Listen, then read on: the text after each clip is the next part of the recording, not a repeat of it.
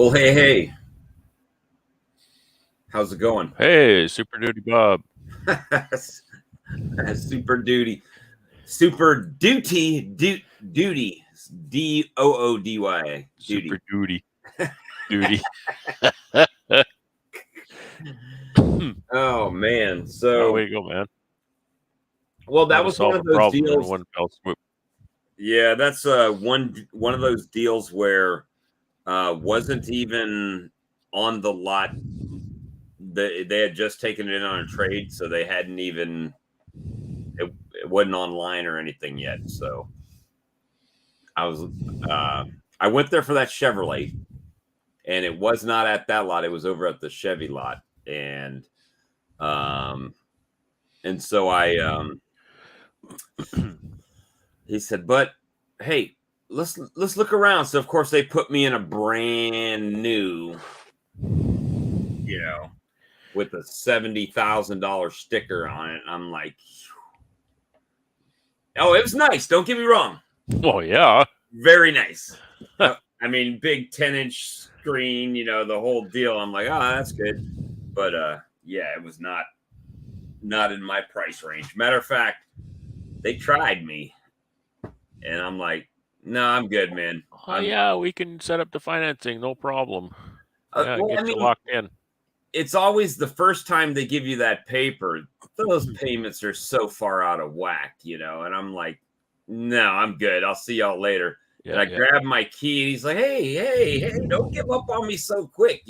I know all these guys. I used to work with them over there, right? I'm like, you should be ashamed of yourself even bringing that to me. You know what I mean? Because you already knew I was walking out of here with that. As a matter of fact, I went over there. You should have saw my current truck. It was like, I mean, looked like it hadn't been washed since I bought it. That's what it looked like. Had B boxes in the back where I had cleaned up the yard. And I was like totally expecting to not buy a truck when I went over there because it was way too much work cleaning up the truck and everything. But then he drove me around actually I drove the truck around to the back there, and he says, well, what do you think about that red one? Well, I'm partial to red, and then all of a sudden, I don't have any reference on the window. Well, how much is it? Any of that stuff. So they kind of had me in the dark there for a minute. And he starts asking question, well, how much could you put down? I said, well, I could put down. And I gave him this crazy astronomical number. He said, really? I said, but I'm not going to put down that. And how much do you want your payments to be? Just give me a deal, man, and let me sort it out, so it ended up working out. Good. Hey, Carl. Hey, Carl. Hey, guys. How you doing? Doing good, man. I'm exhausted. I am too. Long day today. I worked the bee yard all day, and then I extracted all evening. I feel great now, but the brown starfish might be hurting in a month in October when those payments come in. The first payment hits. It might be going to see if you get your old truck back. Right? Don't sell it until the first payment's about here. Yeah, for sure. But well, good. You'll enjoy the little bit heavier duty truck. They're really nice to. It's always nice to have a little more truck than you need. Oh, it's quite sturdy. Just the suspension, and I have an aftermarket suspension on the old truck, right? The leveling kit and all that, but the new one, doesn't matter. It's a half ton. even the leaf springs on this one, they have, they bow down, but then they have some that bow up that don't even touch the bed until the weight is in there. Overload spring. Yeah. So that thing is pretty impressive. So it's awesome. Very nice. Yeah, very, very big difference between a half ton and 3/4 ton, 1 ton. 3/4 ton, 1 ton are very similar. Just a little higher GVW. But half ton is like a car compared to 3/4 ton. Even the suspension is much. It's just much. Everything's different about it. Yeah, good. It's better to have it than not. I But have. one more truck, right? Because Yep. you know, more brakes and all that. It's not about trying to make it go. It's about trying to keep it under control and get it stopped when you need. Yeah, it's a much heavier vehicle, feeling wise, anyway. Yeah, well, it's going to run a little heavier, but you know what? When you need it, you have it. That's the killer. Yeah, yeah. And I thought what I say earlier that was 6.7, but it ends up it's a 7.3 I miss later. So 7.3. I don't know Ford engines. well, liters though. Yeah, but I don't know. 7.3 Doesn't mean liters anything is to me. slightly larger than 6.8 liters. It's a half a liter, actually Half a larger. liter. Yeah, but you know what the killer is, Bob? What's that? It all comes down to one thing. Did you get a good one or not? Yeah, you Well- won't know that for a while. Well, I Yeah. know it's got I hope he doesn't know for a long 35,000 time. miles on it. So You could buy Ford, Chevy, Toyota, whatever. If you get a good one, you get a good one. well, this one apparently was purchased by an older gentleman, and he was having a hard time starting to climb up in it, right? So he ended up, after 34,900 something miles, that he brought it back in to trade it off. So he got a smaller truck. Should have just swapped in mine, even out, right? Here, this one. Yeah, you'd love that, wouldn't you? Yeah, it would have been a lot easier on the old brown starfish. Oh, God. But yeah, so it was an interesting day. Matter of fact, I knew it. They at 8:57, my phone started ringing this morning with them when I filled out that thing last night. So I'm like, all right, I'll come over and take a look. And yeah, then it was a wrap. Now I feel like big time, like Ian.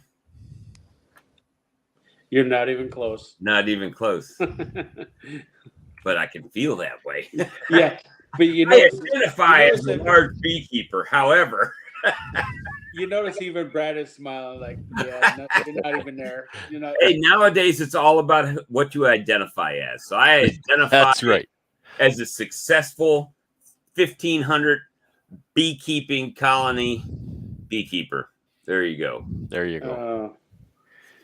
So yeah, but yeah. So I mean, it's just been exciting day. And Very good. what?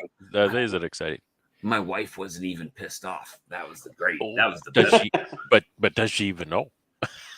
She's seen the truck. Is that way she's not pissed? She's been up in the truck. So she thinks it's your buddy's truck, though. She doesn't know how much the payments are yet. Good. Good. Yeah, Keep hey, that a Bob. secret. Yesterday, I said to my wife, I said, hey, I spent $33,000. She says, what? Did you buy the extraction line? No, no, I wish it was that. And she says, what did you spend 33 grand on? I said, don't worry about it. I said, we need it. And she says, what do you mean? Like, did you buy me a new Yukon? For 33 grand, she's out of touch. Well, no. Well, she knows she's not getting a new one. She if that happened, and I said no. I said it's coming today. Well, when that forklift come up the driveway for What, my a forklift? warehouse, brand new forklift for my warehouse, she wasn't happy. But Well, that was for the business. So she wasn't upset because she knows it's not coming out of our bank account. Well, I'll tell you what, she didn't have to cook tonight. That's for sure. Well, she doesn't. We had hibachi tonight, so there's only 17 other people in the world that knows your wife doesn't know. Oh, she'll know. She'll know soon enough, in due time. Only. Yeah, when the payments start going out, she'll know. Yeah, it's it'll. That's all right, Bob. You're at the age where it's like, yeah, what are you going to do to me now? That's it. That's exactly how I feel. But you know what? You get to that point in your age, or in life, and I just rationalize it. I don't have that many bills, and good for you. and it's like, damn, I work kind of hard. So, You know, I really respect that attitude. You know, Bob. There's so many times you talk to somebody that buy a vehicle or something, and well, we really needed that new car. It's like you're full of it. Yeah, well, my You attitude when you needed that new car because you wanted it, and that's fine. Just stop lying to yourself, because you're the only one buying the lie, because I'm not. Yeah. That's what I said when I went over there. I said, look, I got a truck. I don't need a truck. However, I would like a truck.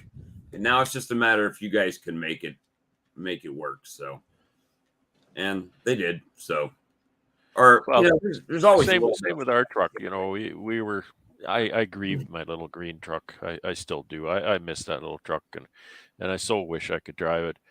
But, you know, it's just too old and unreliable. And it was taking too long for me to keep fixing things. But, you know, and then I started looking for another truck. And we started kind of looking in that range. You know, looking at something a little bit newer. Kind of tired of rusty trucks. Trying to rust is what gets the vehicles here. And you know, was looking at $50,000 trucks, and almost going to go ahead on that kind of thing. And then we found this truck for half of that. And you know, that's a darn nice truck. That's a really nice truck. So we just said, you know what? Let's just go ahead with that one, and it's been really good. The alternator blew out here a few weeks ago, but that's not a big deal. Super easy to change too. You can do it without getting under the truck and with one hand. So that's great. That's even a nice looking truck, man. It was. Yeah, it is. It still had the old new man step. Oh, that thing's great. You see this bar right here? You can just grab the bar and pull yourself right in up. And step on it. Boom. So you don't even need to take your cane with you when you kind of get up on that. So it was. I'd snap that thing right off. Yeah, that's what I was thinking, Brad. I keel that thing right over under the truck. That's why I said you're skinny, Bob. That's what I said. You know. Thought I went the wrong way evidently, but yeah, it was very, very clean truck. I liked it. You know, whatever. We'll see what happens. Roll the dice. I might have to go up in the winter and work Canadian bees in the bee house there, be the security guard for the temperature control. Get up every hour and check the temperature, write it in the log. Yeah. That's one step above the Maytag repairman right there. Right. And it had the you know, spray and liner and some stuff that I didn't have on my truck. So yeah, that's fine. That's what I did have though. So it was like Brian made a point. He's like, well, that's one way to get new tires for your truck, right? And to a point, I had to get a new tailgate and I had to get new tires. So that's $2,500. So, you know, why not? There's two. It's kind of like you're fixing up a room in your house, and then you need to fix up the next room, and then you have to do the room after that. And you have to do you need tires, you need axles, you need frame, you need body, you need seats. Might as well just replace the truck. And yes, I mean that's the nice looking but still a Ford. See, it's always gonna. Well, you know, I couldn't get. I told the salesperson that Chevrolet. At least it ain't a Chevy. Yeah, about having to drive very fast because they're so uncomfortable. You wanted to get to your destination and hop out. Yeah. So he thought that was funny. He says, you know what? But he says he has customers. They either love the Ford truck, Fords in general, or they hate the Fords in general. I mean, there's really not a line, you know. So yeah, it's a preference thing. That's what. But I've sold both Ford trucks and Chevrolet trucks in the past, so it's like I didn't have an issue with either of them, you know. But it's just a preference thing. So my dad always bought GM vehicles in Ford trucks, and I was like, okay, well, exactly. At least it's not a Chevy. So you must be a Ram gentleman as well. Maybe he's one of those Toyota guys. I hear they're pretty fanatical too. Yeah. Found on the roadside dead. But you know what Chevrolet stands for? Cracked head, every valve rattles, oil leaks every time. Yeah, Uh, there's one for every one of There's them. one for everyone. Yeah. For GMC sure. stands for Government Motor Company after they Yeah. took the bailout. Generic motors. So I forget what. Oh, the other one was Ford stood for fucked over rebuilt Dodge. Fixed or repaired daily. Fixed Found on the road dead. road dead. So there was tons of Dodge means to avoid. That's what Grammy said. But now they ditched now it's just Ram. It's been Ram for 13 years. Now that Ram's been a better vehicle for the last 10 years. Well, it used to be Dodge, then it was Dodge Ram, right?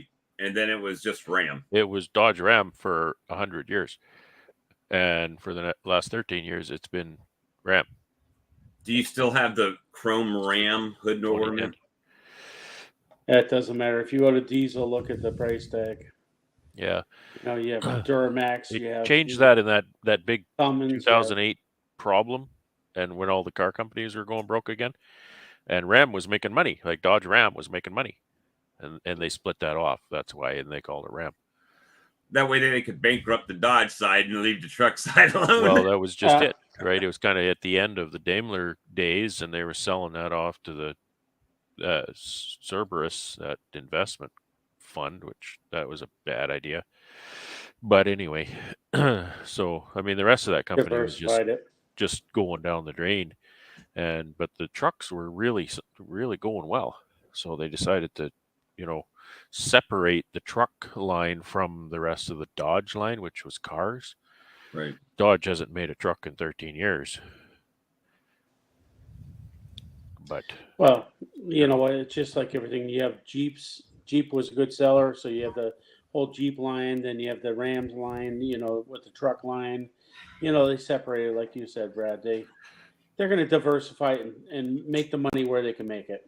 Well, sure, and you say, well, it's just a name. Well, that is exactly what it is. It's just a name, right? But the fact is, it's just a name that there hasn't been a Dodge truck since that. Since that change way back when. You can't be profitable when you're selling a single vehicle for $75,000, $85,000, $105,000.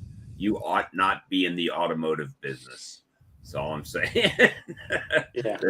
There's no room for it. Yeah. So. Yeah. But yeah, I do like Dodges. That was like, actually, at this point, for what I was looking for, it had nothing to do with the brand. Mm. I was mainly looking for red paint. It was just the paint. Pretty nice. It was nice. Oh, red truck. Here's my money. And it had nice chrome wheels. There aren't even chrome. What's that? It's not even chrome wheels. They're actually just coated. Well, it was I was looking for. I knew what my payment was, and I knew what I wanted. So I kind of had to look at what was available, right? I knew I wasn't getting a new one, brand new one. So it's more of just the value. So the value for the truck. And when they rolled this old man truck out, I'm like, here, just take it. Just take it. Make it rain. So can we label you an old man now? Oh, I feel like an old man anyway. Yeah, you and me both, so. But yeah, that's the day. That was the day. And luckily, hey, they gave me a full tank of gas, so wow, that's a value in itself. Well, sure. I'm afraid that's $500 off. Yeah, right. Yeah. I'm wondering what the I think is it a 35-gallon tank? I don't know. Let's see. Most of them are around 20, 25. Well, my F-150 was 25. Yeah, most of them are right around that, yeah. What's that in liters? 100 liters, 25 gallons, about 100 liters. I don't know. We're not those European people like those Canadian people. My 1 ton is 128 liters or something like that. About 3 to 1. You'd probably call it a 30-gallon, maybe. Probably 80 or 100 liters, I'm guessing. So you were asking about like rear ends and all that stuff, ratios. Was I? Yesterday. Well, somebody was talking about that. What do you got for specs? 3.73 axle ratio with electronic locking, 4.3 axle ratio for the 4-wheel drive, I guess. Yeah, but that all comes back to what I said before. Did you get a good one or did you get a bad one? Well, I'm hoping a good one. It hadn't even been I broke am in too good. for you, you know. So that's how it works. Yeah, 3.7 diff is pretty good. I don't even know what. I think my 1-ton is a 354 or something like that. Hold on. They run that 6-cylinder diesel slower RPM than a lot of engines.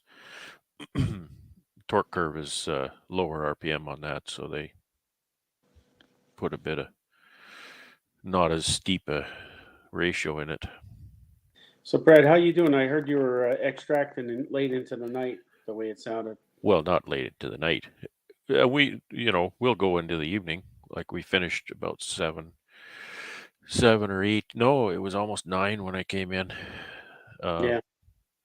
So yeah, we're just extracting. I've been trying to pull honey as much as I can. The weather has not really been great, so you know me with my shorts and t-shirt, and I don't want to go out there when the bees are cranky. So I wait for decent weather. Most of the yard is off. I have pretty much one box on each colony now, which kind of amounts to crap. What does it amount to? 10, 6, probably about 60 boxes out there right now, which I can yank those in a day. I just like to have my pails ready. Yeah. When I do. So my task tomorrow is I got my tank out, set it up on the trailer, got the pump running, and so tomorrow morning I'm gonna mix a tank of syrup, get my Yeah. So you pails out. start feeding immediately. Yeah. Yeah, because I put that escape on. You've taken that feed away from them, and they have had a little bit of a flow um, up until now, but I did notice them starting to get a bit wild today. So I'm thinking that flow might be Ending. Yep. ending. Yeah, which really sucks because it was pretty nice pulling honey the last few days because there was really no robbing at all. But I think that's about to change. How'd you do on your honey ratio? The good amount this year, or It's really too early to tell. Like specifically, I think it's good. I think I'm at least my average. Some of those colonies were pretty darn tall, but I'll have to wait until I get the final get it all packed in pails, and then I can tell how many pounds there are there. yeah? Because I think I remember you saying that your spring was a rough spring too. So It you was a know, rough spring. Yeah, very yeah. rough spring. So if you end up average, that's pretty good all in all. So Yeah, the 40 that James brought over really made a big difference. I haven't harvested that yard yet though, and they were kind of 5-frame nukes is what you can think of. Okay. So they had a little bit of growing up to do, and so their contribution to the harvest was not exactly what a full overwintered honey producer would be. Probably half to 2/3 of what I would expect there. But there's still, there's probably 3,000 pounds of honey out there um, now. And my main yard, it did well, but there was only about 50 colonies there producing honey, plus some nukes. There was about 30 nukes producing honey too. Yeah. But they only produce a couple of deeps for that. So yeah, I'm going to be okay. I probably top out about 8,000 pounds. I'm thinking. How did you pan out for you're building up for winter? Obviously, how you panning out going into the winter? Are you going to be ahead where you think, or Yeah, it went really well. yeah? I know you've been working on it. I So. just did my count today. I hadn't counted anything really. I just counted, and I have I have probably just under 90 full mature colonies, 10 framers, Okay, good. and I just counted 108 nukes. Bob, you're nuked. You're My muted. nukes are nuked. Yeah. Yep. Yeah. 108 nukes. 108 So, nukes. so that's pretty good. I mean, I've been playing with mine. I mean, I was out there all day today between the 2 yards and that, and I'm going to be right around 35 10 framers. So I probably in another week or two, I might drop down to 32 because I'm starting to build to that winter, and I do get a fall flow here. Mm. So I'm trying to take advantage of that, but at the same point, I'm trying to game plan for that winter because I'm in the catch-22, you know. So I'm working both ends of that. So, which is good because last year I went in the winter with like 24. Hmm. So this year I'm going to be over 30 is the way I'm thinking. So next year I'm going to be looking to get up around 60, 70. So I'm working it year in and year out to try and build and learn with the bees, you know. So what's your kind of your goal? Where do you want to get to? Well, that matters what happens with my career. Yeah. So I mean, I'm running 2 businesses besides this, and my wife is working with me, and she wants to do with that. No, she's actually great, Brad. I got to tell you, she's I great. I can't keep up to this, and I don't do anything else. Yeah, I'm running 2 other businesses. Well, one is a leasing company, and the other one's my regular profession, you know. Yeah. And I have a partner in the other one, so thank God for that. So, you know, it's a work in progress. It really is. So it just matters. I mean, I could have Yeah. next year. I could have somebody come in and say, "Hey, I want you gone." Yep. That's my hopes and prayers. But if it doesn't happen, it could be 4 or 5 years before I decide it's I came in enough and of I that. sat down this evening, and I was kind of moaning and groaning, kind of sore and wore out from the day. And I said to my wife, I said, "You remember, what was it, 9 years ago now? Remember 9 years ago when I'd go out and I'd work 10 colonies and come in and I could hardly stand the pain?" Yeah. Oh dear.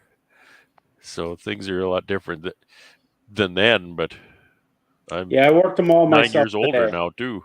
Yeah. What's that?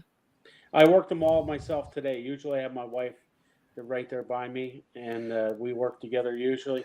And today I worked them all myself, and I'm a lot younger. Obviously, I'm not going to pick on you, but Oh, you're I'm a not lot younger. that much younger. So I am a little bit younger. Let's put it that, you know. But I worked them today, and I'm dragging a little bit right now, honestly. Yeah. Oh, what I was doing today was pretty easy. Like, it's not like I didn't really pull honey. I pulled 4 boxes of honey only, but I was transferring nukes today. I was Yeah. moving some of those little 4s into 6s today, so that was, pretty easy, but a lot of walking involved, and I cleaned up the yard a bit too. I had equipment everywhere, so Yeah. spent some See, I time use a doing that. golf cart. I run around on a golf cart. Well, I got the little tractor, so usually everything just kind of sits on a pallet and away it goes. But as I'm working, I'm working the nukes down the Yeah. row and stuff. Boxes just get kind of thrown in a pile, and then eventually I got to go along and pick everything up. And I had I do pro the same nukes thing. spread everywhere, so I had to pick all those up. I have a Only nice golf cart 102 with a degrees here flip today. down on the back. I could fit 6 deeps on the back of my golf cart. Nice. So Nice. and as long as you don't go crazy, you could run around with them, and Yeah. that, and throw it around and move around. But it's a lot easier getting on and off that golf cart than it is a little tractor. Yeah. And It's surprising. I try to work my day so that I get on and off the tractor fewer times, because yeah, it's not that easy. You do it enough, and when you're tired, when you're kind of wore out, it's like, oh man, well, gotta get off and close I'm the not gate. skinny like Bob either. So and You're not many what? years. You're Not skinny like Bob. and Have many you- years of playing football, bad knees, and everything else too. I understand where you're going, Brad. Yeah. Like, I'm not I would gonna feel pretty I'm good not if I gonna had do what Bob's Bob just physique. did. I don't want to embarrass you, Bob. Well, hey, a lot of people on this channel have seen my before and after pictures, so it took surgery to fix it for me. So it was only 102 degrees here today. So what did I do in the bee yard? Not a damn thing. You got a new truck with Yeah, air good for conditioning. you. Yeah. Well, the bee. I did. Yeah, I did drive through the apiary in the air conditioner in the new truck. Good for you. That's Tell the bees. Well, yeah, you had to drive Look down your at this, driveway, bees. right? Isn't it pretty much? I got this just for you guys. And it's red, so you can't see it. It's a camo truck. Oh man. So I tried something today, and I haven't played around with this in a couple of years, and I got to tell you, because I know there was some ball busting going on earlier in the year. I know that Charlie was bitching about marking queens, and I usually don't mark my queens because I didn't have a great experience with it like Charlie. Well, I tried it today, and I got to tell you, I'm going to hold back for another year or two until I go after marking queens. I'm right there with Charlie. well, I learned that using the queen catcher for me is harder for me than just grabbing the damn queen and putting a dot on her back and putting her back on the frame. Yeah, well, I tried a little bit of that, and here's my problem was, I told you I played with the buckfast, and they could be a little temperamental, and if I take my gloves off, they seem like they see that skin and they want to go and get it. So I am working them out, and I have them almost worked out, but I still have a couple flying around, and I'm working on it. And I still don't want to take my gloves off. Well, let me tell you, I tried marking 4 queens today, and I think I took out 2 of them, to be honest with you, because I marked them and I overmarked them or undermarked them, and then the bees wanted to roll them and this and that, and I think I'm gonna hold another year or two until I blend out some of that buckfast again, So, I mean, but I can't bitch. My mite counts are amazing. My treatment's been working and everything, so I'm not gonna bitch it, So, but it's funny because I remember about 2 months ago, little ball busting going on with Charlie about marking queens, and I thought today I was like, yeah, I'm gonna mark some. Well, I'm right there with you, Charlie. You're not on tonight so far, but I got to tell you, I'm right there with you. I'm going to hold off a little bit again. So, matter of fact, he may not even know. So I just texted him, "Hey, Charlie, we're live over here." Then next thing he'll be like, "Dook," pop up. Well, keep trying it. I thought when I started marking queens, it just changed my life. Yeah. When I started marking queens, it changed my queen's life. Yeah, I'm right there with you. Off with her head. With this, that happened in the one-hand queen catcher. So. Oh, Bob, you know how they're not supposed to fly? Well, they could fly. Oh yeah, they'll hop and fan their wings, so it's more of a glide. Oh no, I watched one fly up. Oh yeah, and then here I am like a center fielder. Right. I did catch one out of the sky one time, but it was like a swarm, and I grabbed her, and she kind of weaseled her way because I had gloves on, right? Weaseled her way out, and then took off, and I went whoosh, and caught her. That's ninja, man. But well, she is fat and slow like I am, so it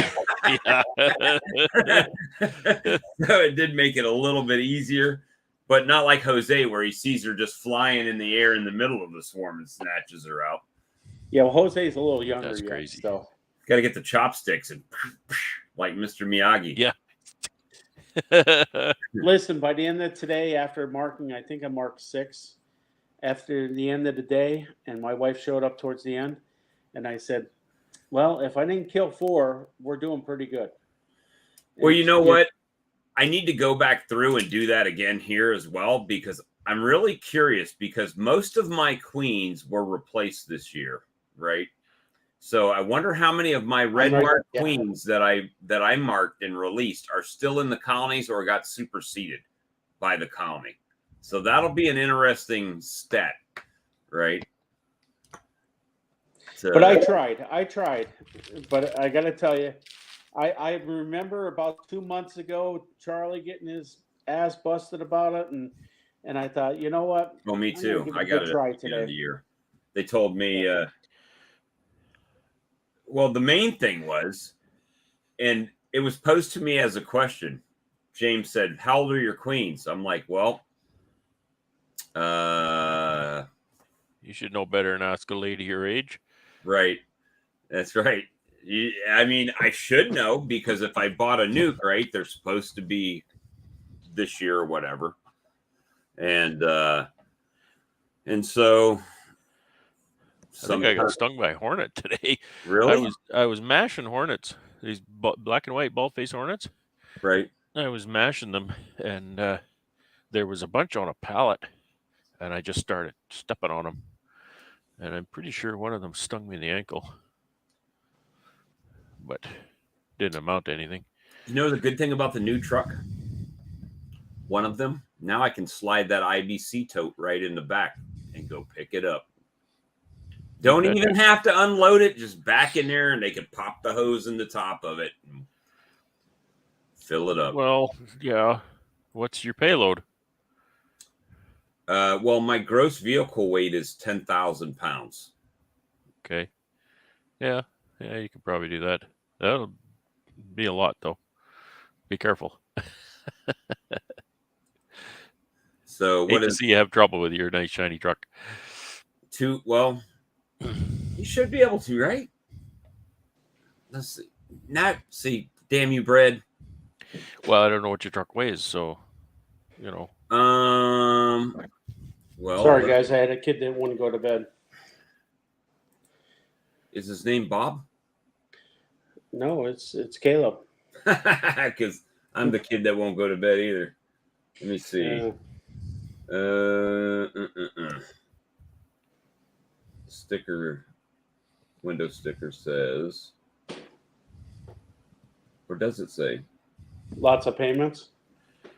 Yeah, it's brutal.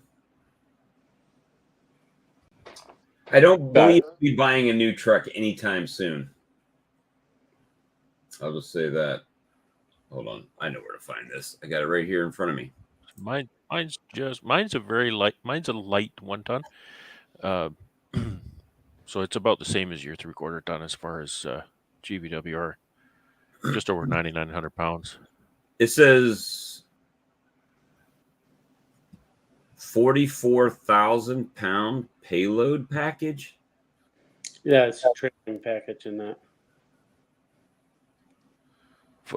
No, 44,000. What are you talking well, about? Well, it's kind of in hieroglyphics. I'll show you what I'm talking about here. Let me present, share screen, this screen, share. Is that one of the aluminum body trucks? I think all the Fords went aluminum, didn't they? So you see right here where it says other, right in the middle, gross vehicle weight? No, it's too small. Damn you. Now can you see it? No, I need bigger readers.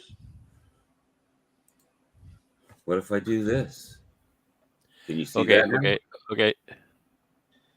It says GVWR 10 and pound 44. Okay, that's somebody screwed up on the webpage. Payload pack. Yeah, that makes no sense at all because there's no way in the world it is 44,000 pound payload. No, that'd be 22 tons. That'd be a hell of a truck. Yeah. Drop it on the back, big Bob. rig. Drop it on the back. Yeah, that's meaningless. That's all right. So we'll have to Google it. We will Google it. Let me remove that. Because if that's a aluminum body truck, it's going to weigh less than, like I'm just trying to compare it to my 1 ton. It's going to weigh less than that. So that means like your truck and mine have a similar GVWR. So your payload capacity will be more because your truck doesn't weigh as much. All right, it says my truck weighs a lot. Towing capacity 12,300 to 13,300. Towing. Right. That's where's that 44 come in? Holy crap! That's not what you want. Listen, it'll handle as much as you could put on it, and don't blow the tires out or the axles. Yeah. What we want is payload capacity, right? Yeah, payload is a almost a subjective thing. It's not subjective, but it's harder to calculate because you got to know what your truck weighs, you got to know what your lunchbox weighs and your golf clubs, and you got to know how much you weigh after you had a big lunch, right? So payload is GVWR less everything else, and what's left over you can put in the bed. Like you fill the tank right up, you have less payload capacity. Right.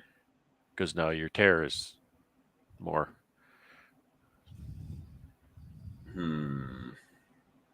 Tow haul mode with integrate engine exhaust brake. So that tote, what does that tote weigh? 2,500 pounds or so? Probably, yep. It'd be more than that because it's 250 gallons and 2,500 pounds would be 10 pounds. Sorry, I'm thinking a Canadian gallon. That'd be 800, 1,600 for it to be 2,000 pounds with water, but syrup is a lot heavier. So yeah, you're going to be 2,500 pounds plus. Max carrying weight 14,000 pounds. What? It says, hold on, I heard someone pop in. Yeah, Carl disappeared. There's Alan. Alan, your complexion is much darker than normal. I like it that way. We cannot see you. Let me see. It's dark. It says max weight carrying 14,700. Max weight distributing, I guess. DISTR. That's the hitch. That's the hitch.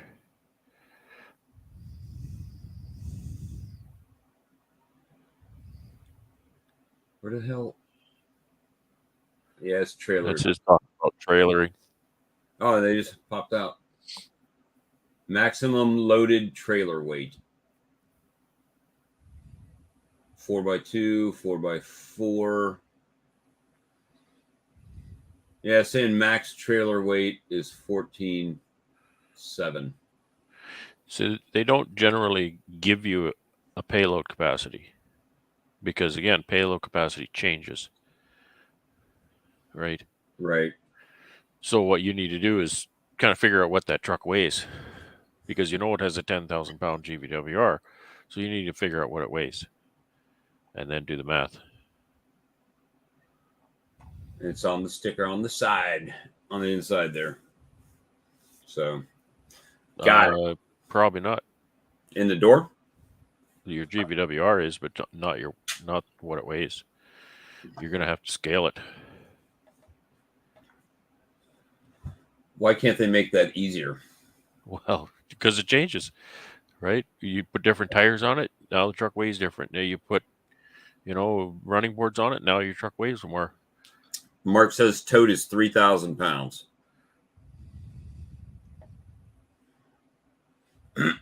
So that's going to be a lot.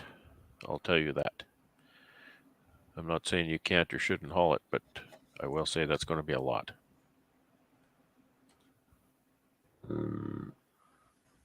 There's Charlie. He's awake. Hey, Charlie. Hey. Sawmill Charlie. Yep. Charlie's got the same year and model of truck that I have, but it's got the different motor. I don't know. What is it? Mine's a 7.3. I think mine's smaller than that. You got the 6.8, probably 6.9 or something like that. They got. I don't know. It's a 20. It's a 20. It's not a 20. I thought it was a 21. Oh, you got a 20 model. Okay. So we're trying to figure out how much weight can you carry in the bed. You're not going to carry a tote in the bed. I can tell you that right now. You can carry more in the bed than you ought to carry in the bed. I'll tell you that. Well, the thing of it is that you might carry a half a tote or something like that, but DOT or the damn way boys get a hold of you and look out. Who's going to stop a regular truck down the road, though? I mean, I can They'll stop understand you. if it's broken flying off or something, they're going to You stop. see that tote in there, they'll maybe stop you. Well, I see these guys with a little tiny trailer that they use for pressure washing. They'll have the pressure washing tank on there full of water going down the road. And I'm like, that's not too safe. In a truck, in the pickup truck bed. Yeah.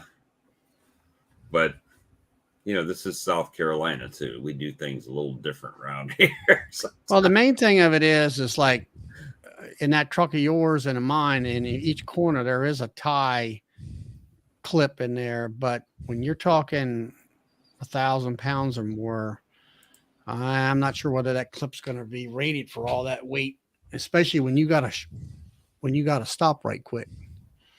You might put that tote in the back seat. through the automatic window.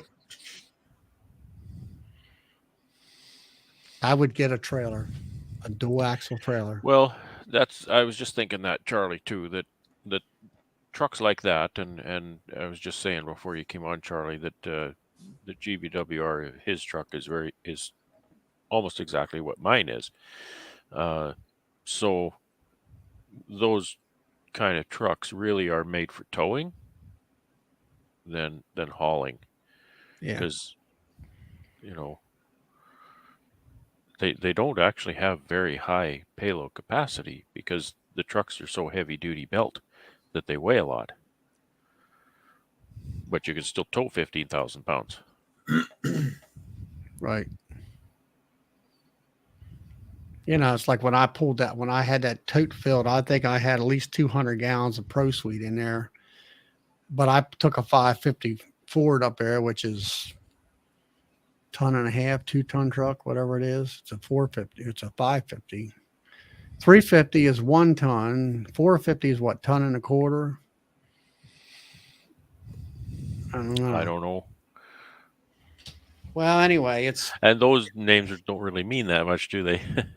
Well, the numbers is it's a number 1 truck, 2. It's 1, 2, 3, 4, and 5, and then after that, there's a 650 or whatever, 6,000 series, 7,000 series truck. Then you're getting up in heavy duty and all. They're designed to haul. Like you said, they got great big, spring loads and all that stuff. But yeah, I mean, towing capacity, it would handle the towing part of it. Get yourself a trailer with a good brake system on it, dual wheels, and I'm talking heavy duty tires. They come in here with them little 12-inch tires, and shoot, they won't hold 100 pounds. I was surprised the tires on my 20-foot trailer they're 12-ply tires. They're F rated tires on that thing. They're 100 PSI. It says class maximum conventional towing of 24,200 pounds. 12-ton. Towing. It says thanks in part to a durable frame that is 24 times stiffer than the previous generation truck. It says the 2021 Super Duty also earns a best-in-class maximum payload capacity of up to 7,850 pounds. Bullshit. Hey, I'm just reading the damn advertisement. You're not putting 7,000 pounds in the bed of that truck. No. And then it says, now here's the caveat, or how do you say it? You say it different than I do. So I know you're going to chastise me for saying. Who, me? Yes. Caveat is fine. Okay. It says from the bed, here we go. The 2021 F-250 earns the best in segment maximum available gas payload of up to 4,260 pounds. No. And diesel of 3,940. So Sorry. you don't believe it? Not buying it?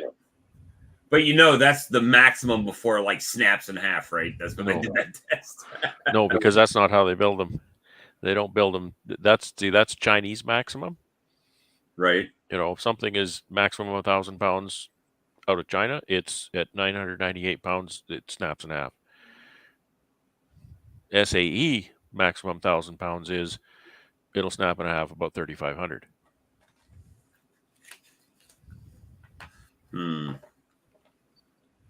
Might have to do the tote test challenge. Tote test challenge. That's the only way to do it, man. We just slap one on there, fill it up. Well, last time I came and got a quarter tote, worked fine. You go there, I tell you, you go there with your tote and you tell the guy you put the hose in the top and then you go and look by your wheels and you watch those springs, and when they touch the overloads, then you're almost done. And you can tell. We'll see. Well, now I bought. I'll tell you. Now I bought sugar, and I had 1,500 pounds in my back of my truck, and it was like nothing to it. And I guarantee you, I could put. You know, of course, if that thing was 2,000 pound, regular 2-ton pallet, I would have had to, you know, took the sugar bag, even with the 1,500 pounds. The sugar bags had rolled off, you know, down in the bed. You have to disperse the weight and all that kind of stuff. But yeah, you could probably put 2,000 pounds in the back of that truck. But you got to remember, you got liquid, it's sloshing. Well, see, that's the thing. When I was a tractor trailer driver, we learned that a partially filled tank is worse to haul than a full loaded tank because you don't get the slosh. So, those totes aren't right too now. bad You're doing what? They're square and they're pretty upright, so they don't get going that bad. Right. So you're doing what? 13 buckets of No, 27 buckets. 27 times 5 gallon. Mm-hmm. That's 135 gallons. And the only reason I stopped at that was because that's one layer of 5 gallon pails, because I didn't want to. It was either do one layer. I was going to either have to do 2 full layers so buckets didn't fall over and break and waste a bunch of syrup, right? So I just stopped at one layer across the whole bed. Well, I mean, if you're not going to jump in and buy a trailer right away, I would go, let's say 200 gallons of syrup. But what's that syrup weigh per gallon? Just like 12, honey. 12 pounds. 12 pounds to the gallon, yeah. So that's 2,400 pounds. Yeah, you better probably try and keep it under 2,000. That's what I would say. I would go at, yeah. Well, how much would that be, Charlie? Is that year of trucks? The Ford trucks are the aluminum trucks. Mine is. So I guess his is too. So they'll weigh. I'm just trying to compare between the truck I have and that. So it'll weigh less than what my truck weighs. So you'll have it doesn't. You know, I know my concern was whether it would dent and stuff, and I haven't had any problems with that kind of stuff. No, I'm not. I'm just. Of course, I don't beat my truck to death or anything like that. That converts to payload, right? If you can have a 10,000 pound GVWR, and if you got an aluminum body, then you turn that extra weight into payload. Which I can't because my truck weighs quite a bit. My truck is more for towing than it is for hauling big loads in the bed. And that's your, that's your new Dodge is a 150, isn't it? Oh, the new white one is just a half ton. Yeah, it's just a runabout. And then you had the old blue in there. That was probably the Cummins, wasn't it? One in the B yard. It's kind of rotting out over the bed. Oh, that's my old half ton, a green one. Yeah, it's a half ton as well. Yeah, it's too bad. I love my little truck, but well, they all rot out. They all rot out the same spots. Same my and old. it was just kind of one thing after another, and I was spending time laying under my truck instead of doing my job. Yep. So now I just make payments. You got two choices: either pay a mechanic or pay the bank. I'd rather pay the bank any day. Well, it takes no time to pay the bank. It's just click, or automatic or something like that. It doesn't take Yeah. any time. But but the 1 ton, the silver truck that I have with the black canopy on it, that's my 1 ton. That's my heavy hauler. It's saying, yeah, I think it is all aluminum body, all aluminum bed. So what's Aluminum alloy is what it what's says. that truck weigh? I wonder. 7,500 pounds, 7,000 pounds. Curb weight. So all these people tuned in here to listen to us talk about trucks.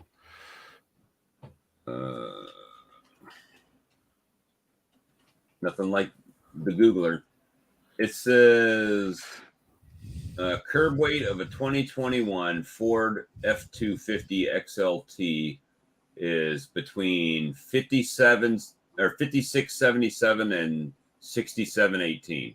Wow, that's light. My half ton weighs 6,500 pounds. And I'm assuming mine's closer to the 67 with the larger motor and the crew cab. Wow, that's surprising. Well, I could do. You'll have a good payload capacity then. 3,000. So I think you could get away with 200 gallons of syrup in there, but you better have some. It says payload is 3282 to 4323. Right. Yeah.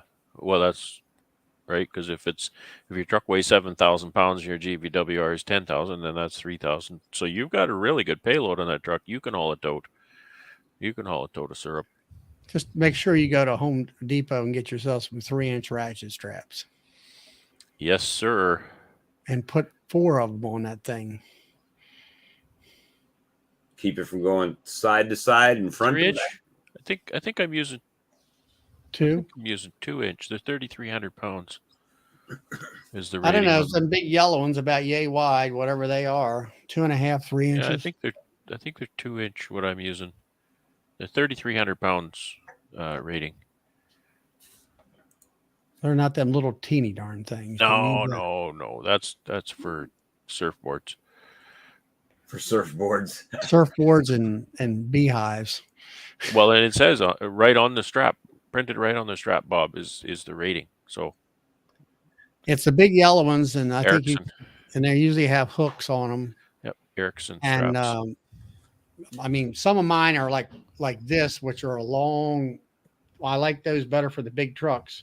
Right. And then for like my pickup truck, it's got that little hole in there. That's got like I don't know. It's kind of like 2 little bars like that, and it'll hook right in there.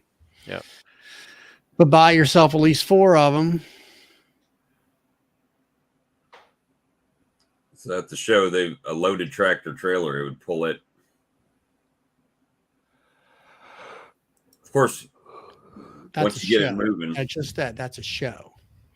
Once you get it moving, if it's in neutral, it's not hard, right? It starts rolling.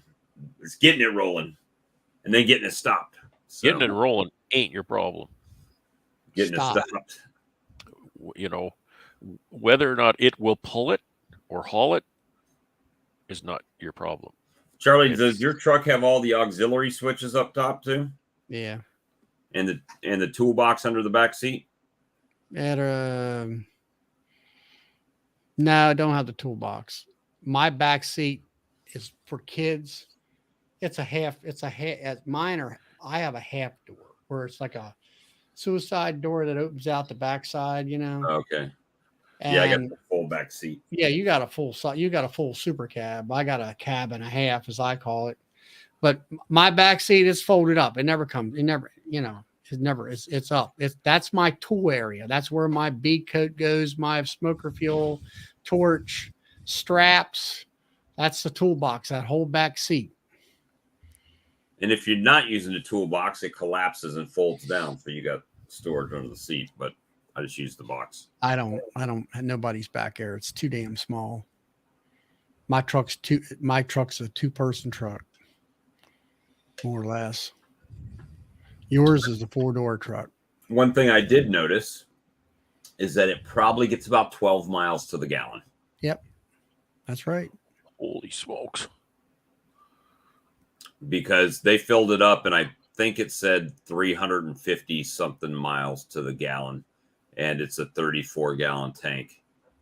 Or, I mean, 350 to the tank or something like that. And it was. What do you get, Brad?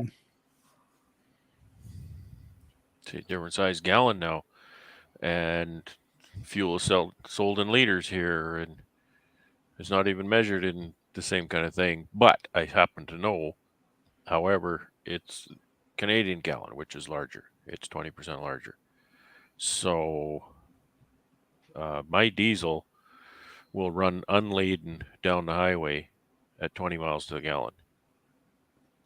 And that's 8,000 pounds plus just the truck. Right. Now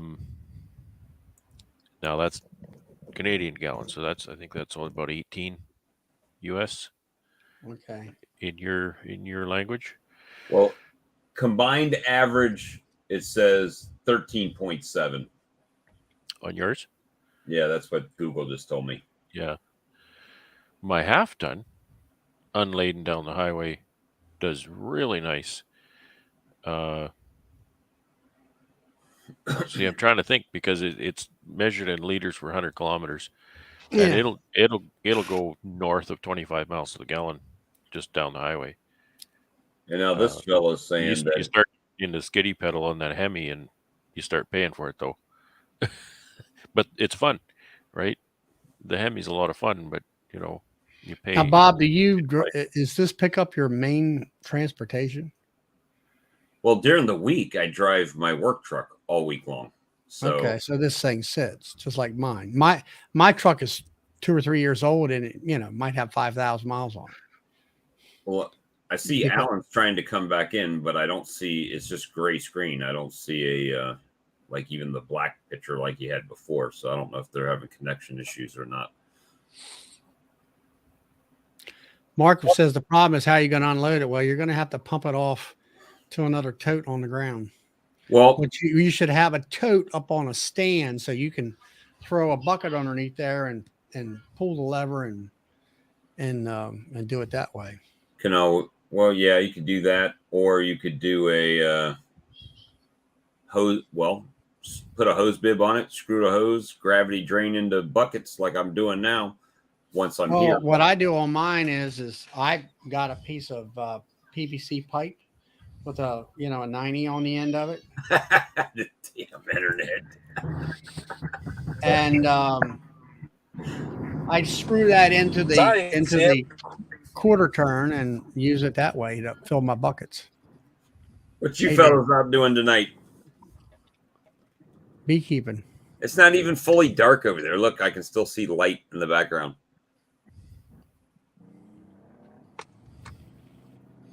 So Yeah, you we're were at a talking about stoplight. So 7.2 liter, 7.3. 7.3. My 1 ton is, and we're talking similar trucks, right? GVWRs is 5.9. A little tiny 6-cylinder in that thing. Yeah, to give you the idea, of the F-150 I had was a 2.7 liter 6-cylinder with twin turbos on it. Oh yeah. So that's a tiny engine. But it EcoBoost. For what I needed, it was at the time was fine. It was a truck compared to a Chevy Malibu. I wasn't. For example, just for random example, as a reference. See, I could have sold that truck to Alex. He could have just bought that truck. You could have. It will haul empty B boxes and supers and stuff like that pretty effectively. Which sales guy says your truck's full of crap. I gotta take this truck on trade. I rolled up there and they tried to lowball me on my trade-in, right? And I did have to say touche to him. But when I came there, I told my sales guy, look, these are the things that I know are wrong with it. It needs new front tires, and an alignment, and I damaged the tailgate. And quieter tires. Yeah, so he said when they gave me those initial numbers, I said, "Really? That's all you're going to give me for my truck?" And he said, "Well, do you have a spare tailgate at home?" I said, "The tailgate's $600. I know that because I was going to buy it and have it painted.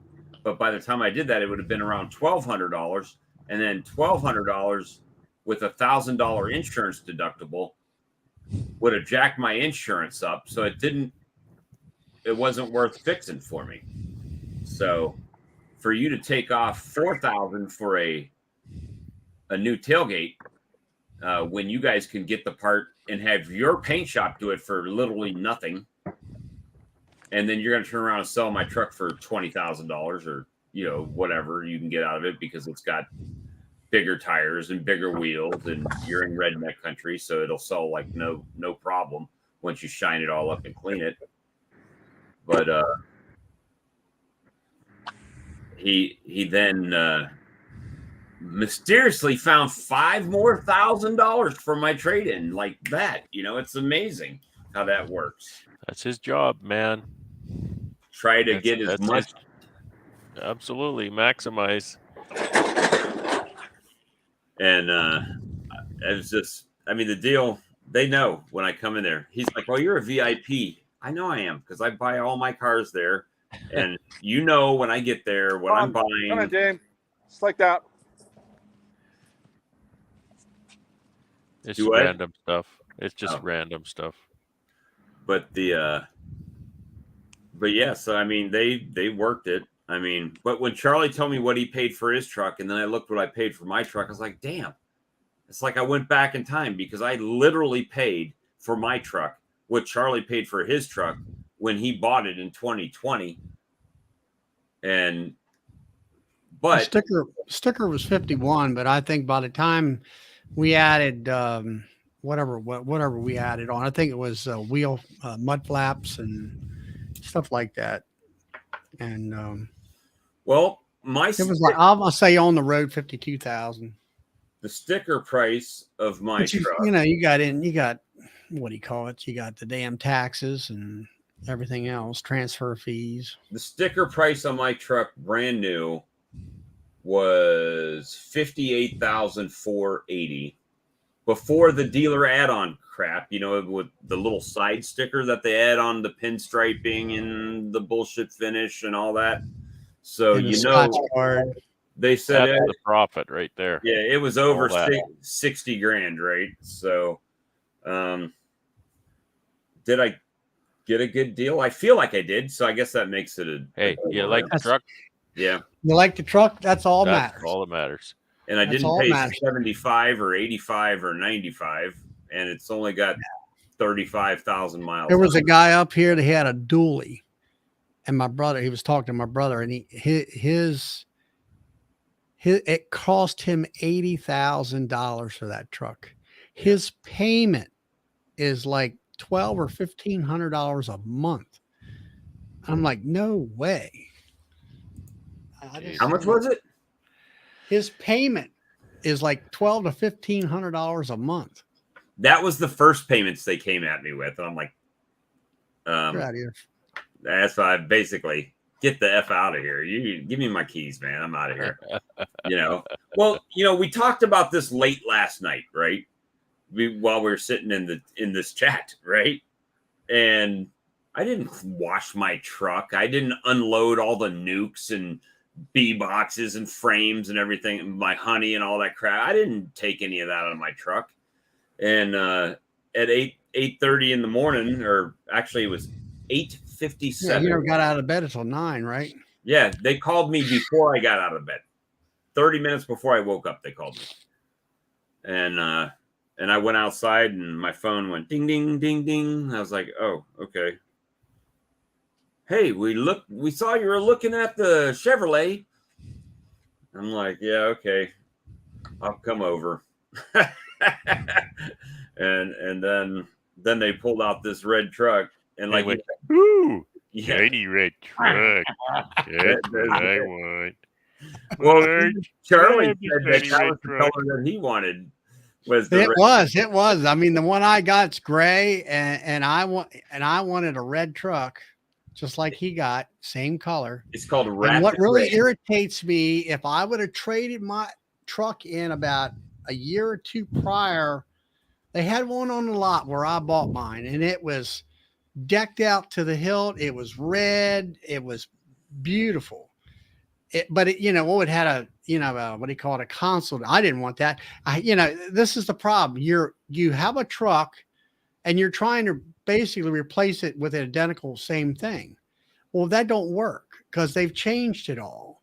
And, you don't think about that. And it wound up with what that other truck had, not quite as much gingerbread in it, but it's like, I could have had the color I wanted. And I could have got it right off the lot. Well, this truck, the interior looks identical to my old truck. The inside looks pretty much the same.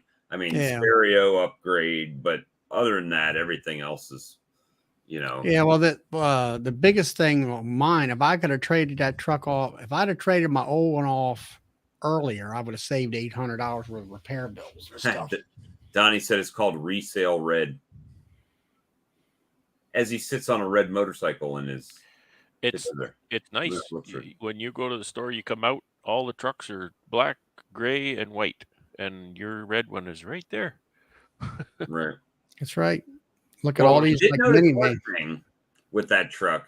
When I pull into a parking space at a grocery store and I'm all the way up at the line, it still sticks out this far into the aisle. You're going to be parking in the back end of the lot, and you're going to walk to the damn store. Used to walking. Get used to walking because you're going to take two spots up. See, if you'd have bought the Chevy, though, you could have parked right up front, halfway into the wheelchair zone, and take up at least 3 to 4 stalls when you did it. Well, I mean, that's the way it works here. I'm just assuming that it's the same where you are. One benefit to parking way far away is, and I learned this on my old truck, is that when other people park, even if they park normally, you have to open your truck door and basically turn sideways and slide into your seat, or you're going to hit their truck, or they're going to hit they're going to hit yours. But yeah, so I mean, I'm happy with it right now. And this thing, it's like my last truck versus this truck. This truck feels like you're riding in a car. When I got in this thing, I mean, my last truck felt like I was riding a car. This one feels like I'm riding in a truck. Oh, really? Yeah. I mean, the other one was a little. I'll put it to you this way: my old Ford had a straight axle across the front, and it had spring leaves right on the front, which is pretty rough. That's harsh. This one here has got them darn A-frames with cool springs and stuff. And then the other one had a 410 rear in it. And then this one's got like a 373 or something like that. It gets up and goes, and it's, I guess, a little bit better on fuel miles. Now it's got a computer thing on the darn steering wheel there. It'll tell you how many fuel miles and all that stuff, but I don't know. It's a work truck. It's like Brad says, you get out there in the B yard and it's hotter than the hinges, you know what? And it's like, I'm going to go into the truck and sit for 5 minutes while the motor's running with the air conditioner wide open, and make some ice cubes, right? And all that. As long as you don't have leather seats, boy, that's not a bad. I don't like leather seats. They're too damn hot. I like cloth. If you get cloth, then go and get yourself some. There's a slip cover. I think what they're called, turtle slip covers or something like that. There's some kind of fancy slip covers. They're not cheap. But I also like mats. I like my mats. Well, I got those mats that you buy, that are made for your truck. Oh, the like laser ones that fit in there. Yeah, something. WeatherTech. WeatherTech. That's it. WeatherTech. You know what? I love WeatherTech.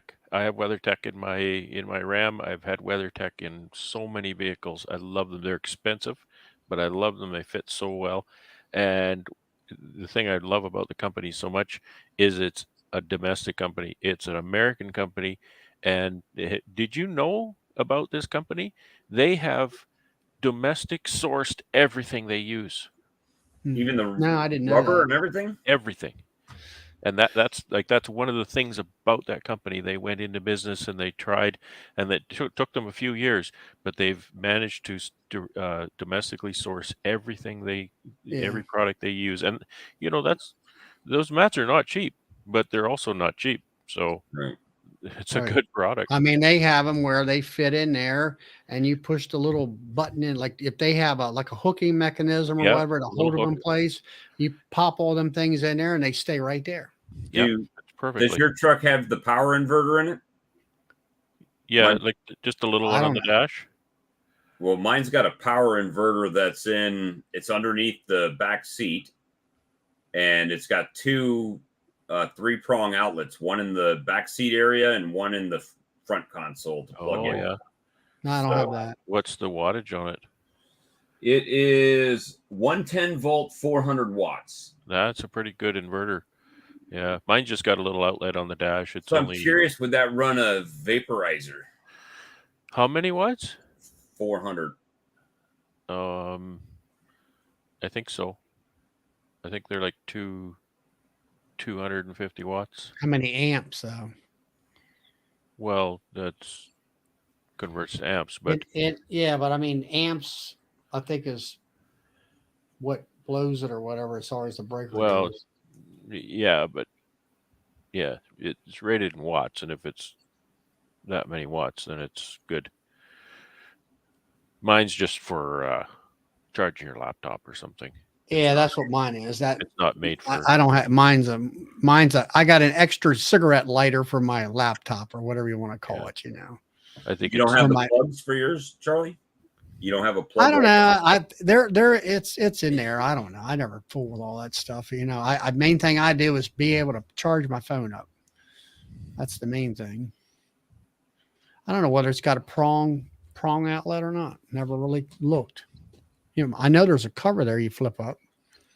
Yeah, on the back, where the armrest is, on the back part that's at the bottom, there's one that's just a cigarette lighter, like USB type of deal. And the other one is a 3-prong plug-in. I'll have to look. Your truck have Pro Trailer Backup Assist, Bob? It does. Is that good? What's that? What's that? I don't know. It's Ford guys. Because the steering wheel's not good enough. You have to have a little knob on the dash. It's got the built-in trailer brakes. Yeah, brake controller. That's good. Brake controller. Yeah, they got all that. They finally got their act together, and they plumbed all that stuff in from the factory where the Japanese were way far ahead of. It's like all the Toyotas and Datsuns. They all had those little hooks for tying down loads and stuff. Did the American trucks ever have that? No.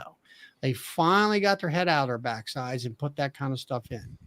They popped the old head out of the brown starfish. And you got a point. You got a point, Charlie, with all that stuff. And then they were really pioneers in a lot of that stuff. Yeah, and then everybody used to have to put that damn, like you say, that unit for the power brake underneath of it, and then finally Ford, you stick all that stuff is in the dash, and then like that thing that you're talking about, that console up on the top like that. There's out underneath the hood there, you can hook at whatever auxiliary wires to it and stuff like that.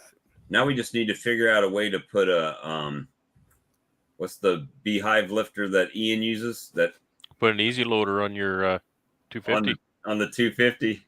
Yeah, it's got the accept. Well, it's got you could just power it on from the back and then use the hand controller in the back, right? Yeah. Well, that's like with me. I got the little 4-prong thing, for the trailer.